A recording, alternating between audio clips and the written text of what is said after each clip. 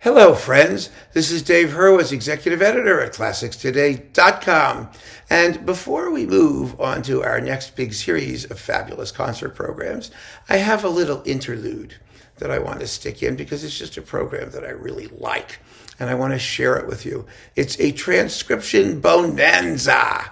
Yes, this is number 68 in our series of fabulous concert programs. And this Transcription Bonanza consists of two rather not the most obvious Bach transcriptions, bracketing two very different other things. And I think it's really fun. So let's just have at it, shall we? The first is Bach Schoenberg, the St. Anne Prelude and Fugue in E-flat major.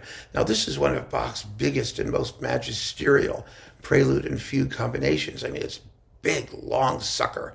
I mean, it's an organ work. It's about 15 minutes long. And Schoenberg made really quite an extraordinary arrangement of it for big orchestra. It's beautiful. It's clear. It's like all of Schoenberg. There's a certain edge to it that you don't really hear in the original.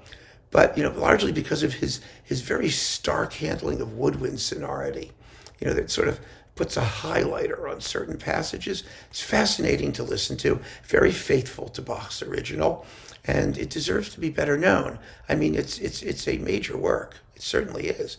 So we begin with the Bach St. Anne Prelude and Fugue, a big, powerful concert opener leading to a complete contrast. Grieg, Violin Concerto number 3, which is actually the Violin Concerto number 3, the Violin Sonata, number 3 in C minor. It's a great violin sonata and a beautiful work. It's about 20 some odd minutes long. It makes a delicious concerto for violin and small orchestra, just strings and a handful of winds. These were arranged by the wonderful Norwegian violinist Henning Kraggerud. And they appear on the Naxos label. I've done a video about them. You really ought to own them. You get 3 Grieg violin concertos from the 3 Grieg violin sonatas, which are masterpieces, and they work very well in the larger medium. They're very sensitively done, and they're extraordinarily beautiful.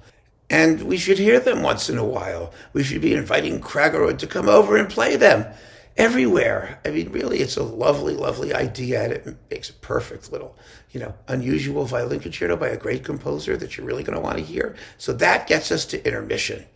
After intermission, we get the Schubert-Joachim Grand Duo in C major. The Grand Duo is a work for piano 4 hands, and it's Schubert's greatest work for piano 4 hands, and it is without doubt, according to Tovey, a transcription for a symphony.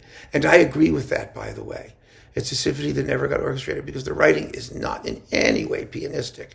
I mean, Tovey used as an example the very ending, which is bam, bam, bam. I mean, exactly what a piano cannot do and an orchestra can. I mean, it's really fantastic. So it should be orchestrated. There are several orchestrations.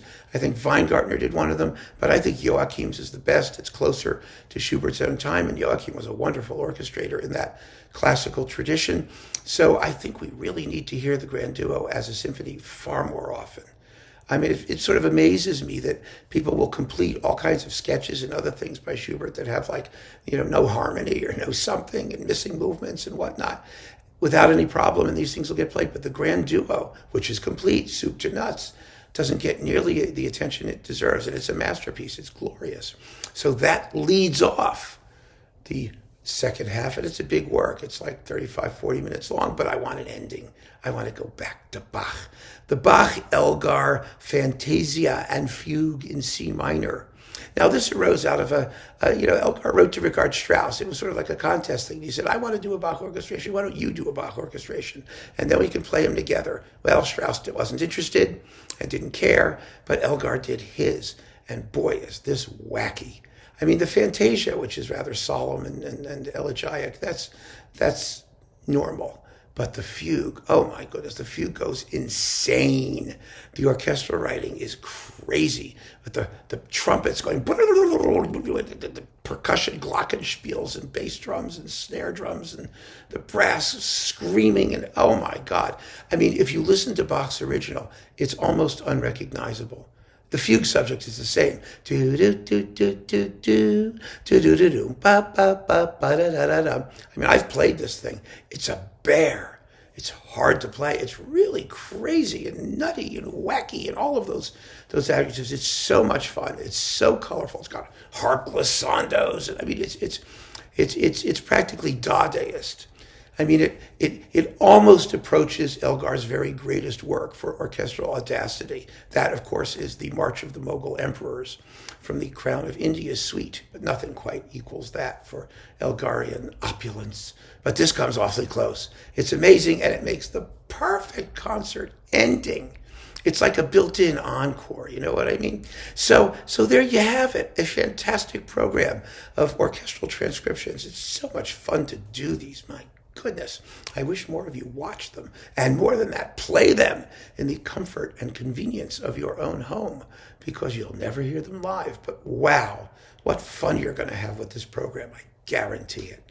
So keep on listening, friends. Thanks for joining me, and take care.